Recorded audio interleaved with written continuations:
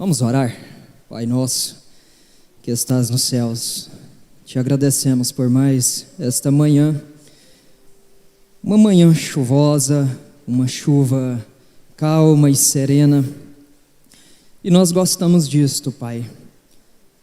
O Senhor inicia este dia para nós desta forma, e nós simplesmente queremos pedir que seja assim também espiritualmente, que o alimento caia para nós de uma forma tão serena, tão suave, a compungir os nossos corações, a nos levar a uma verdadeira adoração, a lembrar uns dos outros e interceder uns pelos outros, e reconhecer que Tu és o soberano em nosso meio, o cabeça desta igreja, deste corpo místico, desta congregação local, e de todos aqueles que acompanham pela transmissão. Abençoe, ó Pai, a todo o setor administrativo, cozinha, limpeza, música, aos diáconos e a estes irmãos tão dóceis e amáveis. No nome do Senhor Jesus Cristo, traga os nossos irmãos que estão em viagem, que eles voltem em paz e em segurança, porque o nosso inimigo, ele está ao redor, ele está bramando como se fosse um leão, ele quer destruir, ele quer causar tristeza, mas nós estamos descansados no Senhor. Em nome de Jesus Cristo, nós te rendemos graças nesta manhã, nós queremos te adorar neste dia, nós queremos engrandecer o teu nome, em nome de Jesus Cristo. Amém, graças a Deus. Como é maravilhoso poder reunir mais uma vez. Nós vamos ler aos Hebreus capítulo 10, e vocês podem deixar já marcado aí, aos Hebreus capítulo 10, vai ser o texto base desta manhã. Como tivemos um início de fim de semana, né? É assim, nós consideramos sábado e domingo como um fim de semana, mas sabemos que é costume, é tradição deste tempo presente, né, que o domingo seja o primeiro dia da semana. Então iniciamos uma nova semana. E ontem tivemos um culto maravilhoso, né? Quem pôde acompanhar ali em Cajobi com os irmãos, eu disse para o pastor Júnior, né, os nossos irmãos paulistas, que vocês sintam-se saudados, né? Nós enviamos um abraço a todos vocês, e estão tendo as reuniões extras, além daquelas que são realizadas, né, quando o pastor Júnior e os irmãos vão, estão tendo essas reuniões extras. Eu fico temeroso com estas reuniões, porque grandes coisas podem acontecer. É assim, um temor que gera aquela expectativa, né? Essas reuniões que não são transmitidas, não tem essa interferência de saber que você está ao vivo, né? Há uma câmera ali diante de você, e acredito que os irmãos fiquem mais à vontade. Vocês se recordam daquele culto que tivemos aqui, onde a energia faltou, né? Isso daí é um grande exemplo. Nós fizemos aquele culto de louvor, mas quando a energia chegou, alguma coisa aconteceu. O senhor lembra, né, Isaac? Então, de certa forma, quando você se reúne assim de forma isolada, em que você sabe que não está ao vivo, você fica mais à vontade, né? E os irmãos lá de Brasília também tiveram essa reunião. Grandes coisas Deus está fazendo, irmãos. Nada impede que nós também realize feitos assim. Nós temos aqui, pela graça de Deus, essas reuniões, às terças, quintas, domingos, e nada impede que quando um irmão visite outro, ou desejem fazer algum evento,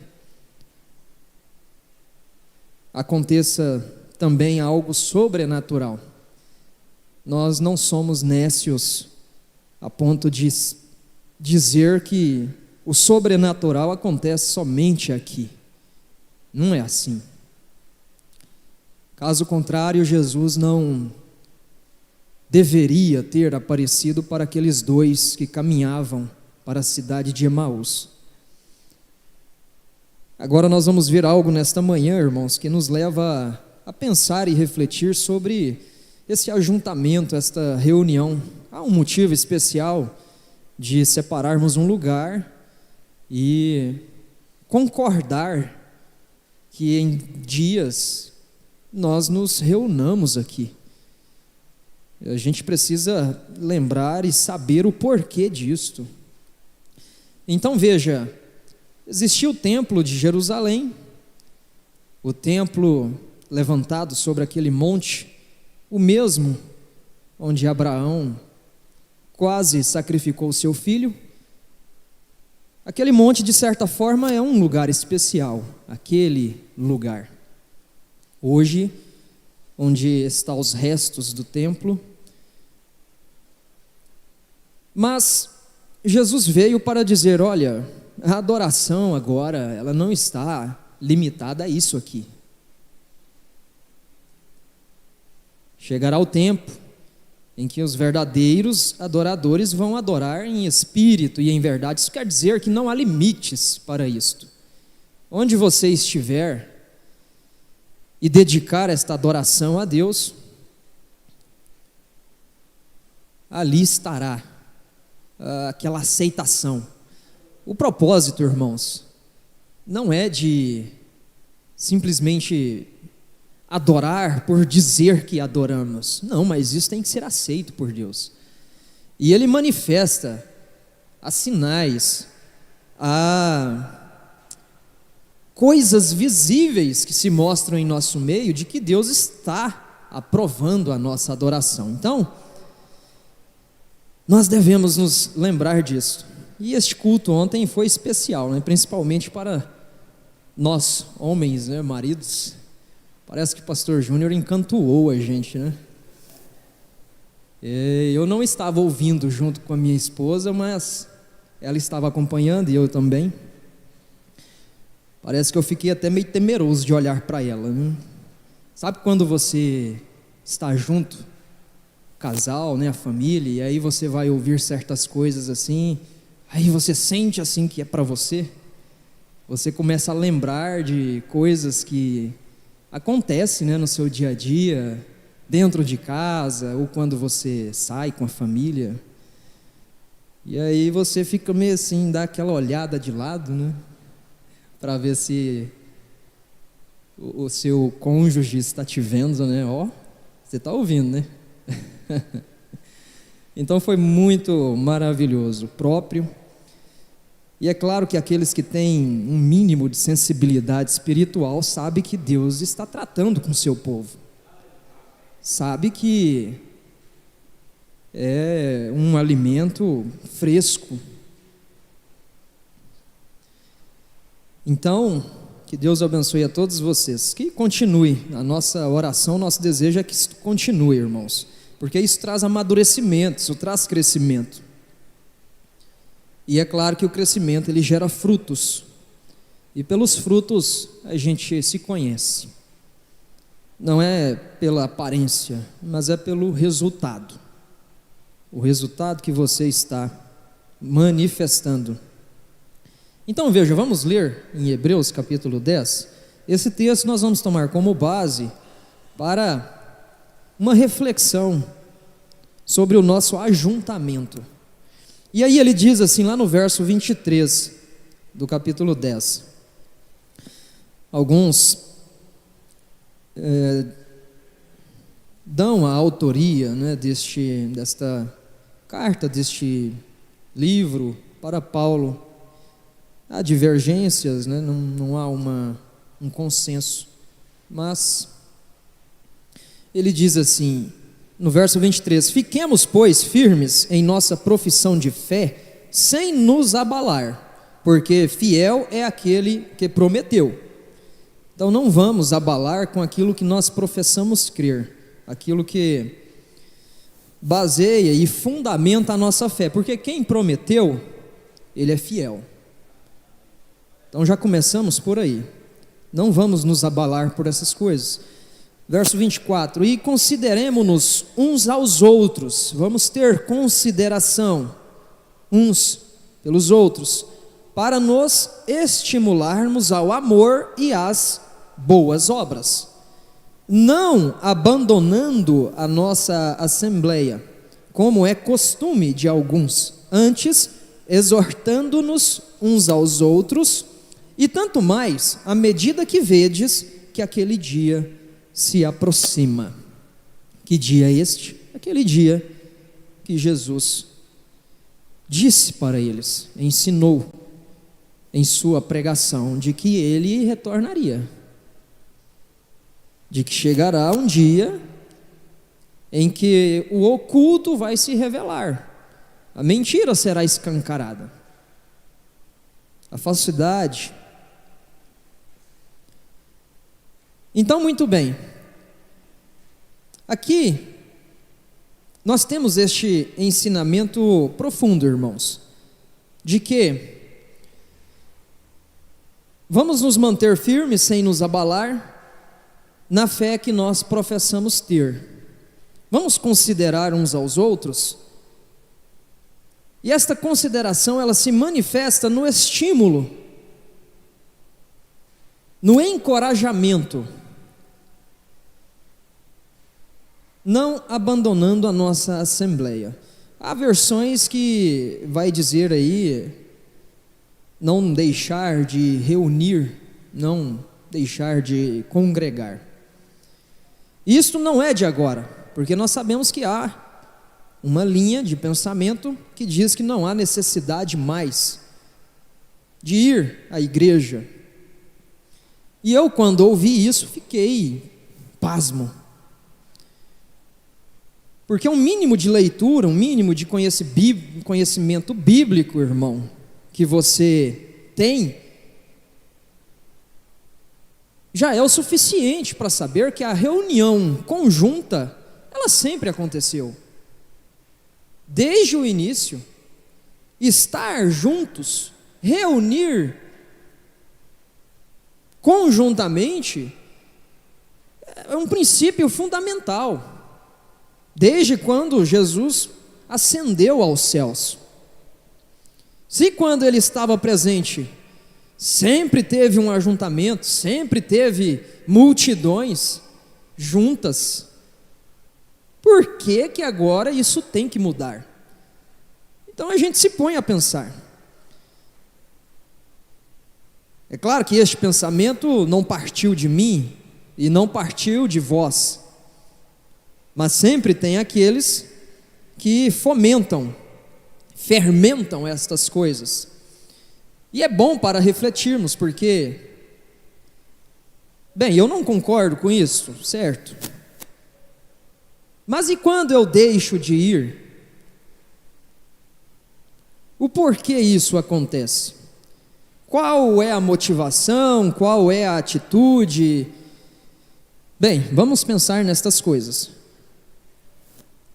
Então veja, isto já acontecia desde aqueles tempos. Hebreus provavelmente foi escrito não muito tempo depois dos apóstolos existirem. O último dos apóstolos, João, partiu, morreu por volta do ano 100, de 90 a 100, não vou determinar uma data, depois do nascimento de Cristo. Então veja, isto já existia naqueles tempos, este pensamento de não se reunir, pensar que não há necessidade. Mas então qual a necessidade disto? O porquê fazemos isto? Vamos ver lá em Atos. Antes de aprofundarmos, vamos ver alguma coisa aqui em Atos. Precisamos saber como eles se comportavam, como eles faziam, o que acontecia.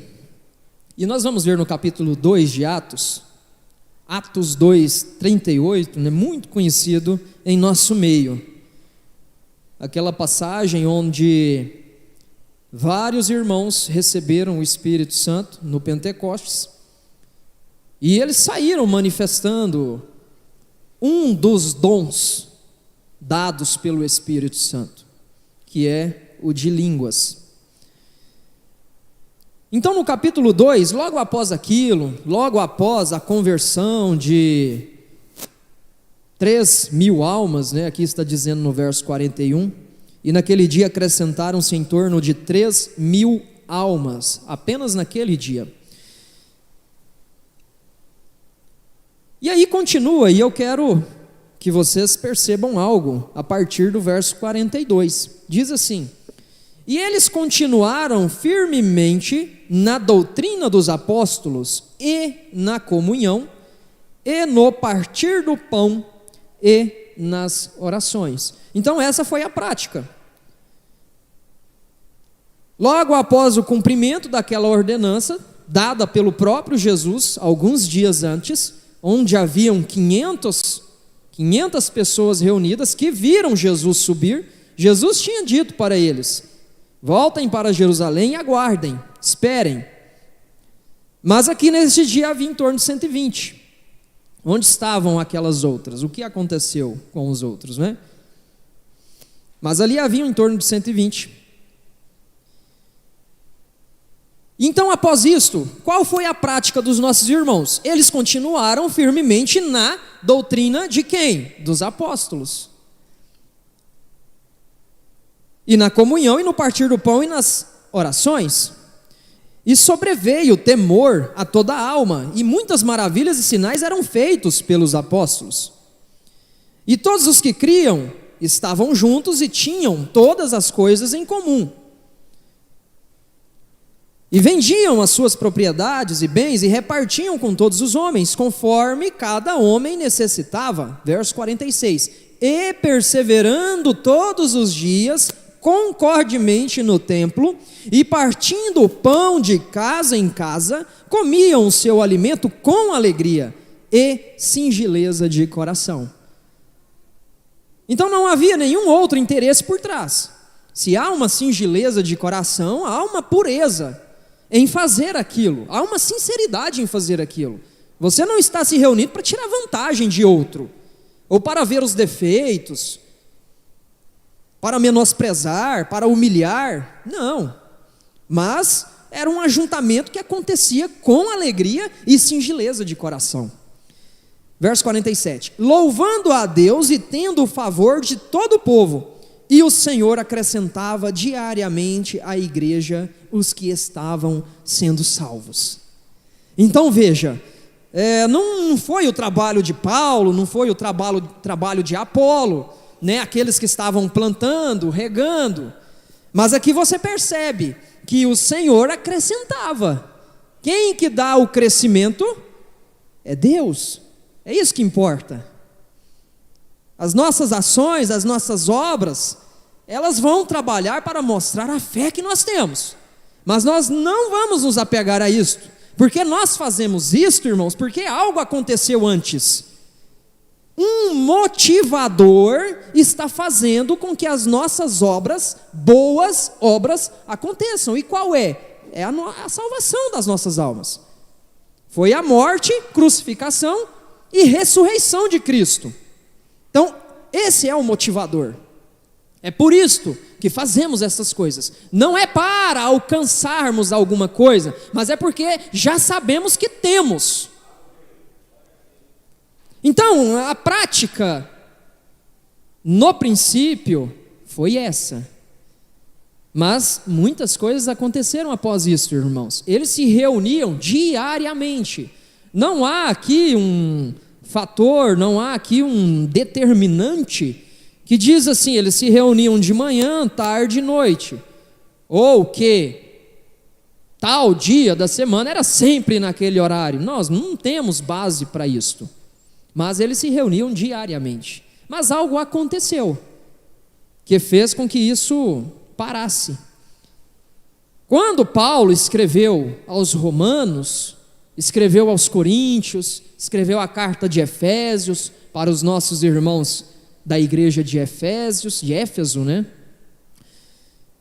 Por volta do ano 70, entre 60 e 70, depois de Cristo,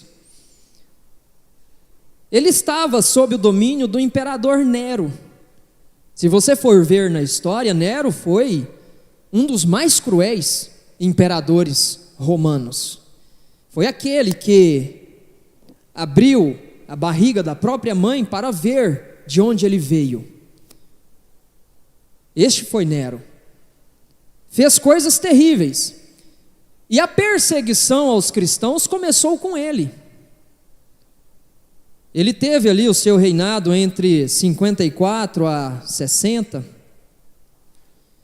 Durou pouco.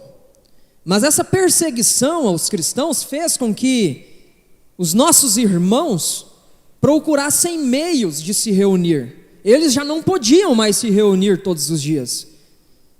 Então uma circunstância externa provocou essa mudança. Mas veja que o objetivo, ele não mudou. Eles continuavam se reunindo. Não tinham mais um templo, uma sinagoga para ir, não podiam. Eram perseguidos e a perseguição era ferrenha. Se não fossem presos, eram mortos. Qualquer que professasse crer em um Jesus que foi crucificado e ressuscitou, porque havia o dito de que ele não tinha ressuscitado, né, mas haviam roubado o corpo de Jesus. Então veja, irmãos, a perseguição tinha começado.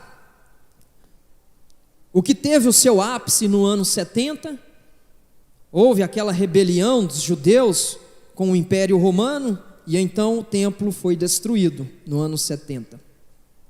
Mas veja, os irmãos, eles continuavam a se reunir em lugares escondidos, em casas.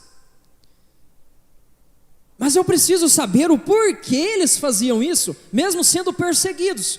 O que motivava eles a fazer aquilo?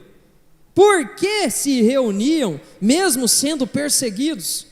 Bom, algo deve ter aí, não é? Então veja, quando olhamos, irmãos, para algumas estatísticas, em nossos dias atuais, nós vamos perceber que o nosso mundo hoje, este planeta, com bilhões de pessoas, ultrapassou a marca de 8 bilhões agora, o que foi relatado no dia 15 de novembro, bem recente. Uma marca expressiva. São bilhões e bilhões de pessoas. E dentro deste número, nós temos em torno de 2 bilhões que professam a fé cristã, que professam crer e seguir o cristianismo. Aquele que diz que Jesus Cristo veio e morreu por nós, por todo aquele que nele crer. 2 bilhões. E temos outras crenças. Mas aqui em nossa nação, no Brasil, são mais de 170 milhões de pessoas. É uma nação evangélica. Fica atrás apenas dos Estados Unidos, que tem um maior contingente também. Bom, desse tanto de gente em nossa nação, no mundo, será que a Bíblia está disponível para todos? Será que eles se reúnem com esse mesmo propósito de dizer que nós mantemos a nossa fé nestas promessas, e aquele que prometeu, ele é fiel para cumprir? Então, será que isso está disponível para todas essas pessoas? Não. Irmãos, são 7.360 línguas já identificadas no mundo. Deste número, 3.415 tem alguma parte da Bíblia traduzida. Alguma parte, não toda. Agora, quais tem? Apenas 698 línguas. têm esta Bíblia, 66 livros traduzidos, e podem ler de Gênesis a Apocalipse. Então veja, este é o nosso cenário, e é claro que estes dados, como são estatísticos, isto muda dia a dia. E será que há lugares em que é proibido ler estas coisas, falar disso, reunir como nós fazemos? Sim. Não vamos achar que o que acontece aqui de forma pacífica ainda acontece em todo mundo. Não. Existem países que, se você andar com um livro desse, você vai arrumar problema físico, você vai ser perseguido, vai ser preso. Não pode. Inclusive, um destes países foi berço do cristianismo, onde nasceu, onde cresceu, Antioquia, uma cidade onde os irmãos primeiramente foram chamados de cristãos. Aquela nação, é claro que Antioquia foi uma cidade, agora a região, a nação onde ela está situada, em alguns lugares, não é permitido. Você não pode andar com um livro deste, não pode falar sobre estas coisas. Então veja, irmãos, isso nos leva a pensar que Deus nos tem dado um privilégio tão grande, porque Ele quer alguma coisa. Existe um propósito nestas coisas. Isto é bom para nos ajudar em nossas orações, em saber que pessoas no mundo todo estão padecendo coisas semelhantes que nós, ou até piores. Há lugares em que eles estão sendo perseguidos, missionários são perseguidos. Então veja, é bom para nós, para a nossa natureza, para a nossa alma, lembrar dessas coisas. Deus se agrada disto, de que intercedamos uns pelos outros. O real ajuntamento, irmãos, o corpo místico de Cristo, ele é composto por aqueles que creem em Jesus Cristo. O princípio é este. Então veja,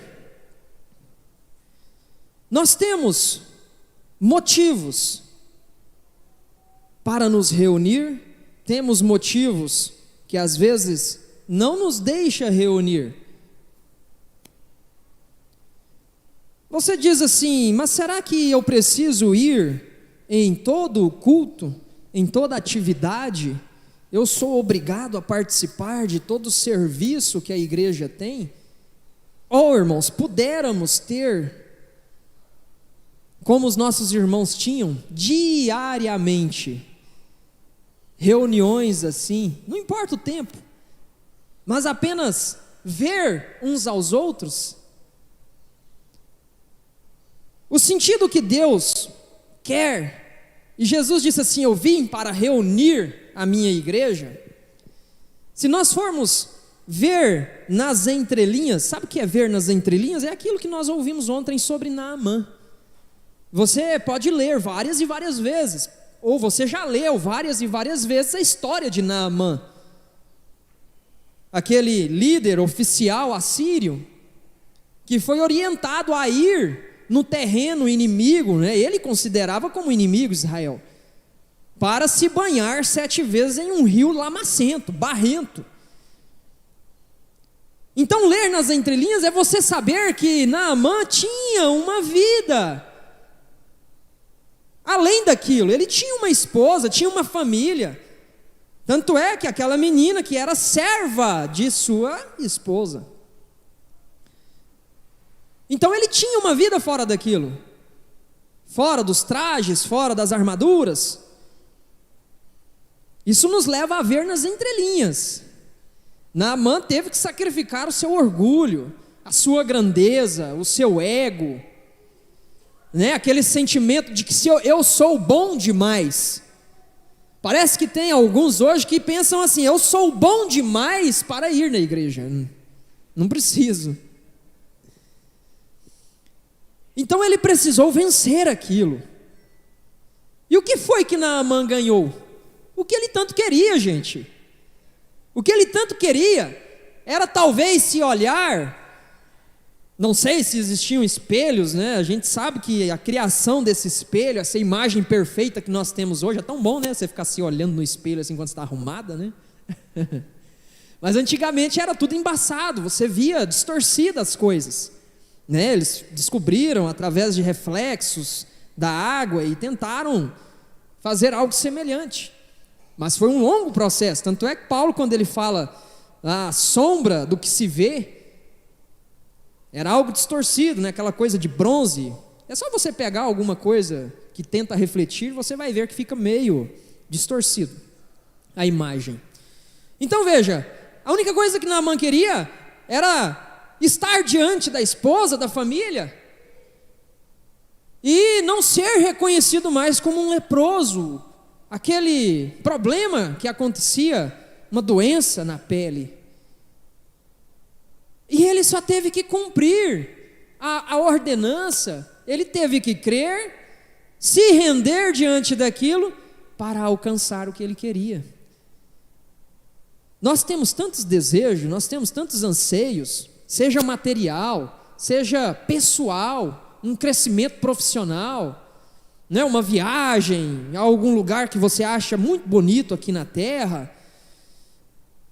Nós temos desejos, e às vezes nós fazemos coisas, sacrificamos coisas para alcançar este resultado. Bom, e Naamã alcançou. Então, irmãos, ler nas entrelinhas é você poder refletir sobre isso. É o que vimos ontem. Então a gente sabe que essas promessas, passagens, histórias, elas foram registradas para nós. Às vezes você pensa assim, gente, mas genealogias e coisas assim, né? Coisas que você vai ler e não entende, mas por que será que está aqui? Bem, se está aqui, é por algum motivo. Tem alguma coisa aqui, eu preciso. Deus, me ajude a ver o que o Senhor quer com isto, para que saibamos. Paulo diz assim, né, tudo o que foi escrito é para proveito nosso, é para ensinamento nosso. Então isso é maravilhoso, irmãos. Então veja, ler nas entrelinhas, saber o que Deus quer te mostrar através destas coisas.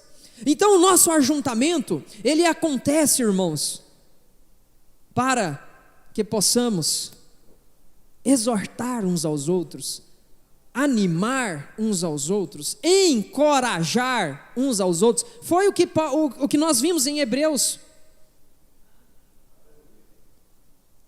Como você vai encorajar o seu irmão, a sua irmã? Como você vai ter este contato, saber como ela está, como ele está, se você não se ajunta, não se reúne pelo menos uma vez na semana? Não estou dizendo que nós somos obrigados a vir, a participar de todos os cultos, de todos os trabalhos. Essa não é a regra, não é um regimento interno nosso. Mas, irmãos, quando nós vemos o propósito, o motivo do que Cristo disse, eu vim para reunir a minha igreja, ou seja, todo aquele que está espalhado, todo aquele que ouvir essas palavras, Ele quer que estejam juntos. Mas por que Ele quer isto? Porque este ver face a face, este contato encoraja. Isso está dizendo que nós temos um só pensamento a respeito da doutrina dos apóstolos. Nós estamos nos reunindo, aqueles que estão lá fora, aqueles que te veem, ele está dizendo, bom, lá vai um crente. Sim, eu creio em alguma coisa. Então está dizendo, está lembrando de alguma coisa. E o nosso ajuntamento é para lembrar que Cristo é o nosso cabeça, é para lembrar que Ele veio, esteve em nosso meio, Ele foi morto por um motivo, Ele foi crucificado, Ele ressuscitou e Ele vai voltar. Então o nosso ajuntamento nos encoraja, tanto é que quando sentimos falta de alguém, a gente começa a perguntar, onde está fulano, o que aconteceu? Não é especulando a vida do fulano, não. mas é porque sentimos falta. E o amor, ele tem essa natureza. Uma das características do amor é se compadecer um pelo outro e sentir falta dele. É querer que ele esteja junto com a gente aqui. É querer que qualquer festividade, qualquer reunião que fizermos, não importa onde seja, mas que possamos estar juntos. Se fosse para reunir só no templo, acredito que Jesus não teria aparecido para aqueles dois, né? Volto a lembrar disso. Porque ele mesmo disse, onde estiverem 2 ou 3 ou mais, ele não disse um só. Eu não nego, nós não negamos que quando você está só, nós não negamos que Cristo não esteja contigo, que o Espírito Santo não esteja com você, porque você está lembrando dele, você está com ele dentro do seu coração, você está lembrando dele a todo momento. É o que ele quer, que você não se esqueça dele. Agora, e quando você se ajunta com um ou mais para este propósito? Aí cumpre o que ele prometeu, eu estarei com vocês. Eu acredito, irmãos, que este estar, ele é diferente. A manifestação de estar com vocês, onde se reunirem 2 ou mais, ela é diferente.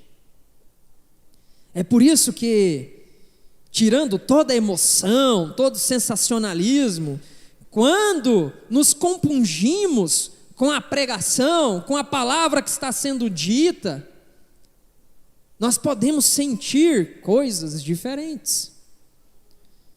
É para isso que nós temos dons que são distribuídos a toda a igreja. Às vezes um irmão ou irmã está tão desiludido, está tão desanimado, não é com a palavra. Eu até tento entender essas pessoas que dizem assim, não preciso mais ir à igreja. Eu tento entender essas, mas o que está acontecendo? Pode ser uma desilusão com um sistema religioso, ou a forma como está acontecendo no mundo. Tudo bem, mas acredito que isso deveria ser, irmãos, combustível para mostrarmos o que é o verdadeiro ajuntamento cristão. Isso não deve ser motivo para nos aprisionar dentro de casa, para dizer, eu não vou mais à igreja, eu não vou mais ver meus irmãos. A igreja é um local que nós dedicamos e separamos para isso. Tanto é que aqui nós não congregamos sobre outras coisas, sobre assuntos mundanos, não assistimos a jogos de futebol aqui, não gritamos gol, não, aqui é para falar do que é de cima, aqui é para falar de um reino que está para vir, um reino que está para ser estabelecido, gente. E quem não estiver pronto, quem não estiver preparado, não será aceito. O mundo precisa saber disto. O nosso ajuntamento é para trazer encorajamento, para trazer um crescimento espiritual, para nós darmos aquela encorpada na nossa fé. É para sabermos como sermos mais semelhantes a Cristo. Porque nós estamos ouvindo da palavra dele. E o ouvir da palavra traz fé. E quanto mais você ouve, mais você edifica, mais você cresce. Posso ouvir pela internet? É claro. Não existia um sistema como esse antigamente. Mas você me dizer que congregar apenas virtualmente, eu já consigo ver algum problema nisso. Não excluindo aqueles irmãos que não têm outro meio de se reunir. Nós temos irmãos em várias regiões, principalmente aqui no Brasil, que só congregam através deste meio. E graças a Deus por isso, porque eles estão sendo acrescentados mais e mais. Porque se não tivesse um meio como esse, o que seria? De certa forma, irmãos, que Deus não fica limitado a essas coisas. Quantos não podem se reunir como nós nos reunimos, não podem nem mesmo assistir ao vivo, online, ou depois podem, semana que vem, assistir este mesmo culto novamente, por causa desse sistema, fica gravado. Quantos não têm acesso a isto? E da mesma forma, Deus está com eles. Por quê? Por causa da singeleza de coração, por causa da vida que ele vive semelhante à vida de Cristo. Então veja, nós começamos a separar as coisas, e nós sabemos que nós temos manifestações de dons na igreja, e quando nos ajuntamos, é para que estes dons nos edifiquem. Todos os irmãos têm um dom dado por Deus, é o que Paulo ensina. A primeira vez que ele escreveu, não digo a primeira, né, porque nós temos escritos que foram perdidos, mas a primeira carta aos Coríntios, nesta Bíblia, ele mostra isso para os coríntios. Eles eram bons, a igreja era rica em dons, só faltava o amor. Mas foi por isso que Paulo exortou, para colocar na linha, para dizer, olha, vocês têm dons, eu louvo vocês por isso, mas almejem, vamos colocar isso em ordem, eu vou mostrar para vocês algo aqui muito melhor. E aí ele traz o capítulo 13, né, dos Coríntios, falando sobre o amor. Então veja, cadê 1 Coríntios? Vamos lá com 1 Coríntios 11? Vamos folhear a Bíblia aí? 1 Coríntios capítulo 11, que é aquele de 12, né? É o 12, eu quero enfatizar o 12 aqui, ó. A manifestação do Espírito é dada a cada um para proveito comum, é o capítulo 12, verso 7. Então veja, a manifestação do Espírito é dada a cada um para proveito comum. Todos, não há exceção, não há acepção, são todos. O Espírito vai atuar em cada um.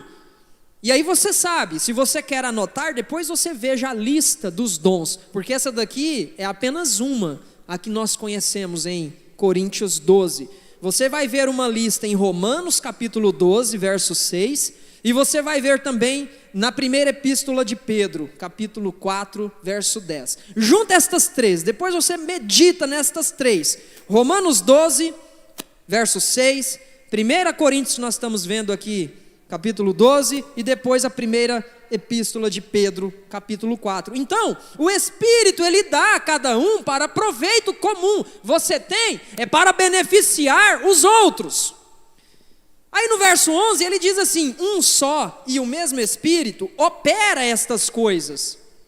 Ele é o agente causador disto.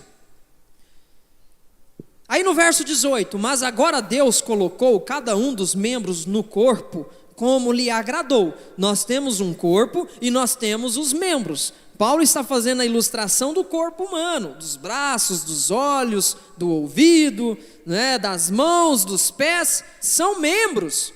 Isso está dizendo que no mundo todo existem membros que pertencem a este corpo, mas Deus colocou cada um como lhe agradou. Ou se nós nos ajuntamos é para uma coisa, é para agradar a Deus, é para cumprir a vontade dele. E alguém sabe qual é a vontade dele? Será que nós chegamos nisso? Nós vamos chegar nisso. Então no verso 24, porque as nossas partes decentes não têm necessidade disso, mas Deus de tal forma articulou o corpo. Irmãos, vocês viram em 3 versos aqui, que tudo quem faz é um só e o mesmo, é Deus, o Espírito. É Ele que faz todas as coisas. Por isso a nossa fé é baseada nisto, não é em homens, não. Mas nós sabemos quem é o cabeça, nós sabemos quem é que dá os dons, Quem articula essas coisas, e nós sabemos para que isso existe, é para o nosso crescimento, é para o nosso encorajamento, é para que possamos chegar uns nos outros e confessar as nossas culpas, confessar os nossos pecados, como a Bíblia nos ensina, e assim dizer: bom irmão, vem aqui, vamos orar juntos. Vamos falar daquilo que é bom, afinal nós somos filhos do Altíssimo, herdeiros de uma herança que não se corrompe. Porque muitos estão aí correndo atrás de troféus perecíveis, que não terá valor daqui a algum tempo. Assim eram aqueles que corriam nos estádios. Paulo teve que dizer isso para os coríntios. Existiam lá os Jogos Olímpicos de Atenas, até mesmo na cidade de Corinto existia. Eles recebiam aquelas coroas de flores, muito almejada entre os coríntios. Mas nós não estamos atrás dessas coisas, porque nós sabemos que isso tem um fim. Mas a nossa herança, aquilo que está logo por vir, não perece, não se acaba, não pode ser destruído.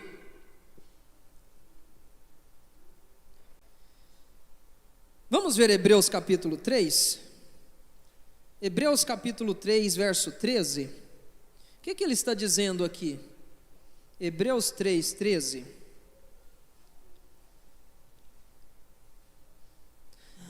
Acautelai-vos, irmãos, para que nunca haja em qualquer um de vós um coração mau e incrédulo, para se apartar do Deus vivo. Coloque sempre o seu coração em prova, irmão, não confie. O coração precisa ser convertido. Deus prometeu isso: eu vou transformar os vossos corações em coração de carne. É uma promessa, então vigia. Ele é enganoso. Não sei se foi Jeremias ou Isaías, se vocês lembrarem disso, vocês me ajudem. Mas um desses profetas maiores chegou a dizer isso: vigie o coração. Todavia, o verso 13 do capítulo 3 de Hebreus: todavia, exortai-vos uns aos outros diariamente. Todavia, exortai-vos uns aos outros diariamente, enquanto o dia ainda se chama hoje, para que nenhum de vós se endureça através do engano do pecado. Eu começo a perceber, irmãos, que certos pensamentos, certos ensinamentos, eles começam assim para chegar a um fim, que é atrapalhar os planos e o propósito de Deus. Sempre vai ser isso, sabe por quê? Porque é isto que Satanás faz. Todo o tempo ele está agindo para atrapalhar os planos de Deus. E nós devemos ficar atentos a estas coisas. Ele fez isso com Paulo. Vocês querem ver? 1 aos Tessalonicenses 2,18. Vamos lá na primeira epístola, a primeira carta aos Tessalonicenses 2,18. O que aconteceu ali? Paulo está dizendo assim: nós, porém, irmãos, separados da vossa presença por pouco tempo, não do coração. Então, você às vezes tem uma dificuldade, há uma circunstância externa, uma pandemia mundial, às vezes te proíbe de reunir. Isso presencialmente, mas não do coração. Esse sentimento, essa atmosfera, ela continua. E você fica assim ansioso, porque quando tudo isso acaba, você fica esperando chegar o dia de você se reunir novamente. Irmãos, se você está com um pensamento assim: não, eu não preciso ir na igreja hoje, numa escola dominical, não preciso ir hoje, num culto de domingo à noite, dias que nós separamos para nos reunir, né? Além de outros. Eu digo assim, comece a se perguntar: será que este desejo de não ir no culto é simplesmente por um um motivo fútil, ou porque realmente não é possível. E quando você não vai, às vezes fica na dúvida, não, será que eu devo ir, será que não? Será que eu estou desagradando a Deus? Comece a se perguntar, será que faltando o culto hoje, como eu estarei amanhã? Será que eu estou sentindo falta mesmo? Porque aí está a razão de ser quem você é, de ter a mente de Cristo. Será que você sente falta quando você não vai? Ou será que se tornou normal a sua ausência aqui? Então o que aconteceu? Nós, porém, irmãos, separados da vossa presença por pouco tempo, não do coração, apressamo-nos o máximo possível para vermos vossas faces com grande desejo. Parece que quando a gente tem irmãos assim, nossa irmão, como é bom te ver. E você não entende aquilo, às vezes passa e entra no ouvido, sai no outro, já começa a falar de outra coisa, e você não prestou atenção naquilo. É bom te ver, irmão. É bom saber que você está bem, porque se você veio, seu corpo está sujeito ao seu desejo de vir, porque o seu corpo não quer estar aqui. Você tem que saber disso. O cristão tem uma luta em toda a sua vida, que é a luta espiritual do espírito com a carne. A carne quer uma coisa, o seu espírito, a sua alma quer outra. Então se você está aqui, é porque você venceu a sua carne mais uma vez. Você venceu os desejos do seu corpo, você queria estar em outro lugar. Seu corpo às vezes queria estar descansando naquela cama, que às vezes faz massagem automática, né, uma caminha confortável. Mas o máximo possível para vermos vossas faces com grande desejo. Aí vem o verso 18. Por isso, bem quisemos ir ter convosco, pelo menos eu, Paulo, eu digo por mim, Paulo, uma e outra vez eu quis ir ter convosco, mas Satanás nos impediu. Então aqui está uma das artimanhas de atrapalhar os planos de Deus. Ele quer impedir isso, irmãos. Ele quer impedir, ele está a todo tempo ao redor. Como nós sabemos que ele quer isto? Vamos ver o que Jesus disse lá no Evangelho de Lucas. Vamos lá em Lucas capítulo 22. Lucas 22. O próprio Jesus, ele disse algo para Pedro. Lucas 22. Evangelho de Lucas 22, 31. Cadê o verso? 31. Aí ele diz assim, ó. E o Senhor disse: Simão, Simão, eis que Satanás tem desejado te ter, para vos peneirar como trigo. Irmãos, esse verso aqui, ele diz tanta coisa, que daria uma reunião para aumentar a nossa fé de uma forma tão grande. Mas veja, Simão, Simão, Satanás quer ter você, você não sabe disso. Mas eu sei, Simão. Ora, quem sou eu, né? Eu sei, Satanás, ele quer ter você. Ele quer te peneirar como um trigo. Hoje mesmo o irmão Josafá dele, tá ali. O trigo, né? Faz o pão. Milenar, né, irmão Josafá? Irmão Josafá não, irmão Elias Pureza. Eu falei, Deus te abençoe, irmão Josafá. Ele está aí também. Estes homens. O irmão Elias Pureza estava dizendo, né? É um alimento milenar.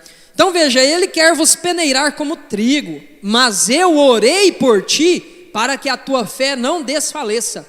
E tu, quando te converteres, fortaleça a teus irmãos. Como isso é profundo, irmãos. Então veja que o inimigo, o plano dele é ter domínio sobre aqueles que professam crer em Jesus Cristo, professam crer na doutrina dos apóstolos. Aí eu digo mais para vocês, porque muitos aí estão dizendo sustentar a doutrina dos apóstolos, e em verdade Deus não os vê desta forma, porque muitos estão adorando, mas não adoram a Deus.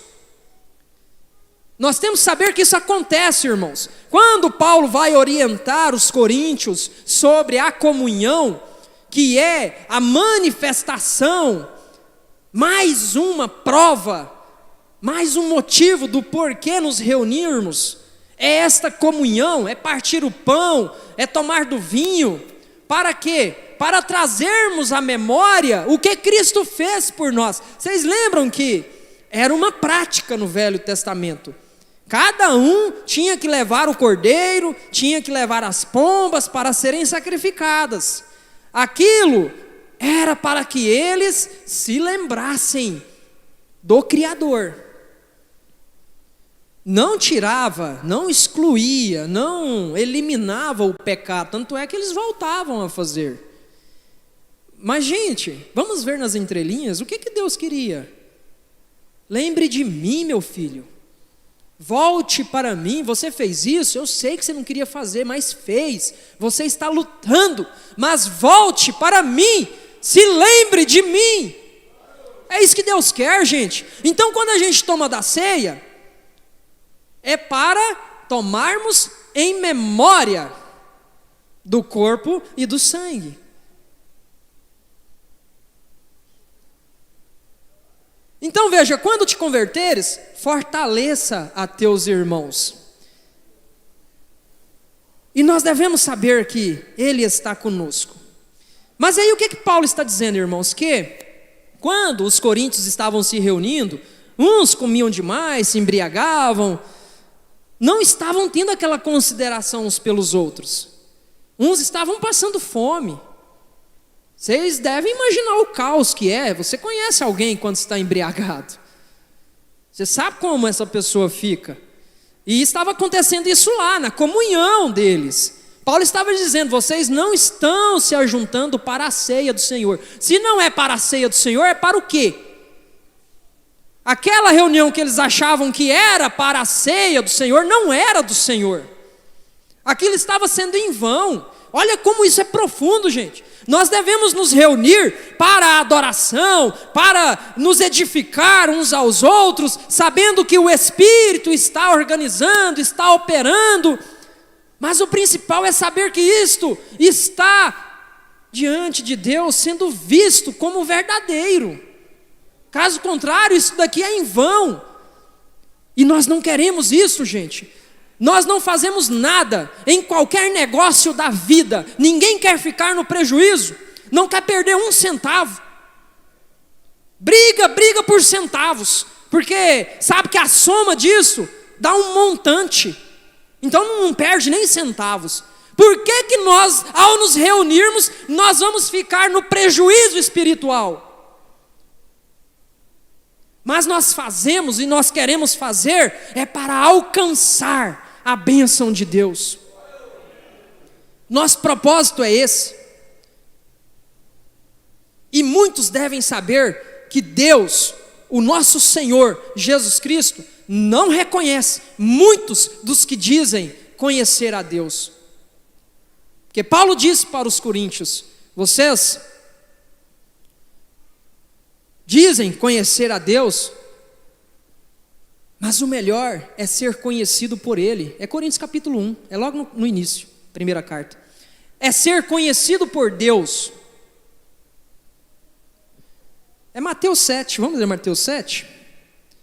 Mateus 7, a partir do verso 21. Mateus 7, 21. Nem todo que me diz Senhor, Senhor, entrará no reino do céu, mas aquele que faz a vontade de meu Pai que está no céu. Então, nem todos os que vão dizer Senhor, Senhor vai entrar, né? Muitos me dirão naquele dia, Senhor, Senhor, nós não profetizamos em teu nome? Eu não preguei, eu não exortei usando o teu nome? Vocês lembram daqueles, foram 10? Que foram expulsar demônios em nome de Cristo que Paulo pregava, só que eles levaram uma surra. Os próprios demônios chegaram a dizer para eles, bom, Paulo eu conheço, mas e vós?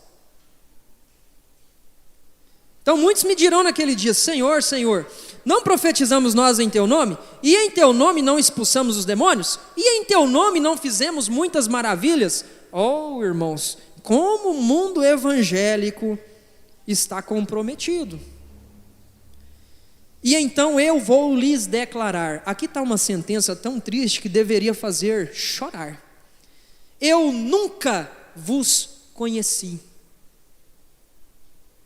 Adorar, se reunir, se ajuntar, para no final ouvir uma sentença dessa, eu nunca te conheci, é triste. Apartai-vos vós de mim, vós trabalhadores da iniquidade. É claro que não estavam fazendo isso com singeleza de coração, com sinceridade no espírito. O que Deus quer é que nós nos acheguemos a Ele, irmãos, com um arrependimento tão sincero, com um coração tão derramado diante dEle, a ponto dEle limpar toda essa sujeira e fazer morada. Da mesma forma que o trono dEle é santo, este templo que somos nós, também tem que ser santo. Para isso nós fomos chamados, para ser separados, para sermos santificados. O que ele diz lá, logo no capítulo 1 de Coríntios? Aqui está, irmãos, uma das razões de quando chegarmos na eternidade, o que vai estabelecer, o que vai prevalecer, não foi a quantidade de vezes que você foi na igreja. Deus não quer que você simplesmente venha a todos os cultos para dizer assim: eu não perdi nenhum culto, a minha carga horária foi a maior na igreja. Não é isso, porque muitos estão indo nas igrejas, estão se formando, vamos dizer assim, pegando diploma de banco de igreja, mas o relacionamento com Deus está péssimo.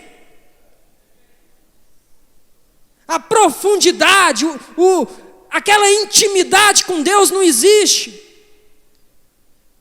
Então o que Paulo está dizendo para os coríntios, logo no capítulo 1, no verso 2? A igreja de Deus que está em Corinto, para os que são santificados em Cristo Jesus. Você é santificado em Cristo Jesus. Você é separado para uma obra. Para os que são santificados em Cristo Jesus, chamados para serem santos, com todos os que em todo lugar invocam o nome de Jesus Cristo, o nosso Senhor, tanto deles como o nosso. Então, irmãos, naquele dia, naquela eternidade, a pergunta não vai ser quantas vezes você foi na igreja, mas vai ser o quanto de Cristo você conheceu. Quanto de Cristo, quão próximo de Cristo você esteve. É isto.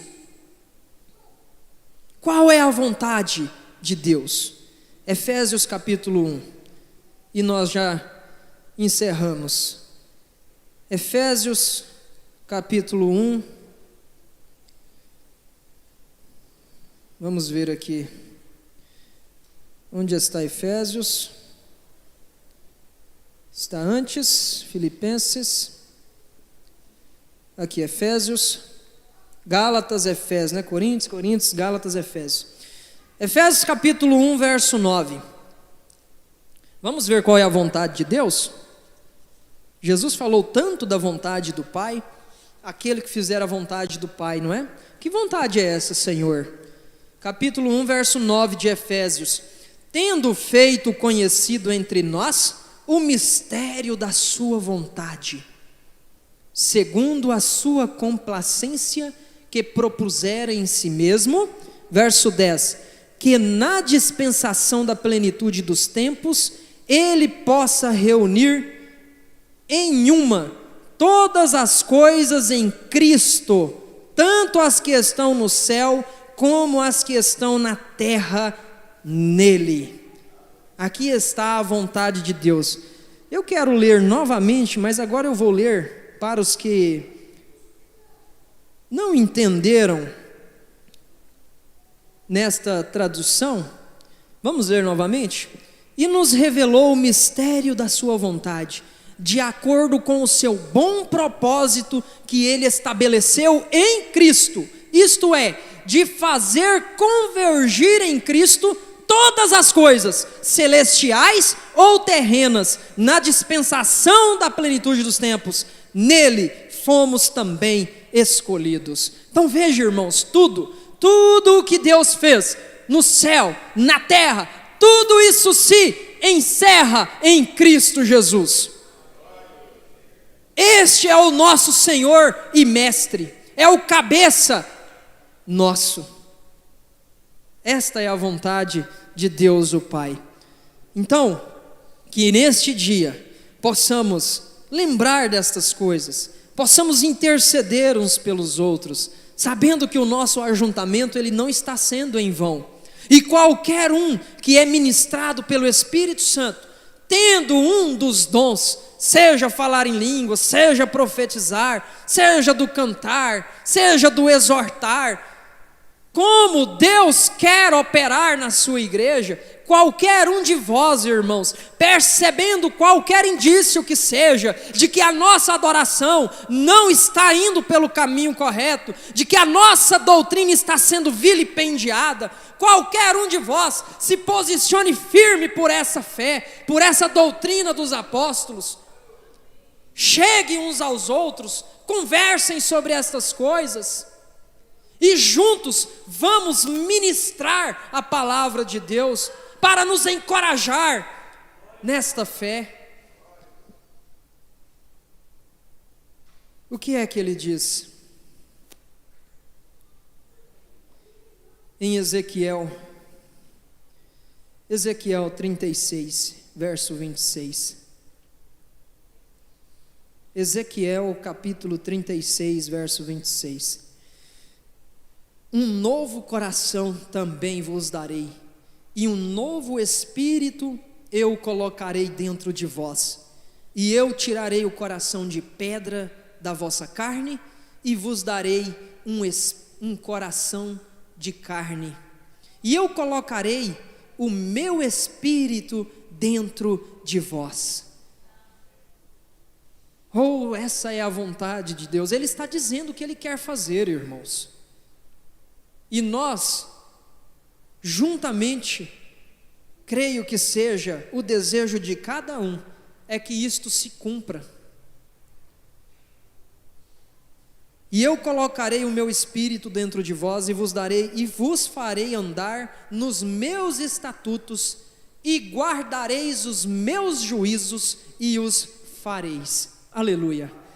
Além de ouvir estas coisas, Ele também está dizendo: vocês vão guardar e vocês vão cumprir estas coisas, e nisto o mundo vai saber que vós sois os meus discípulos, os meus filhos, que vos ameis, que vos pratiqueis estas coisas uns com os outros. Eterno Deus, nós te rendemos graças, Senhor, porque a tua palavra, ela não tem fim, ela é uma fonte inesgotável, este alimento que nos sustenta, ó Deus.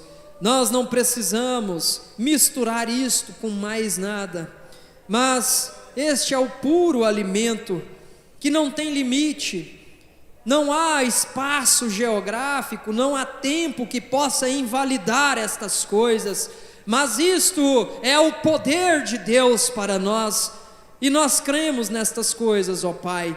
Nós te agradecemos pela vitória que nós temos alcançado nesta manhã, e que neste dia, Senhor, nós possamos mais uma vez dar glórias a Deus por vencermos, ó Pai, as tentações do inimigo, por vencermos as provações da carne, por saber que a prova da nossa fé opera para o nosso bem, para o nosso crescimento.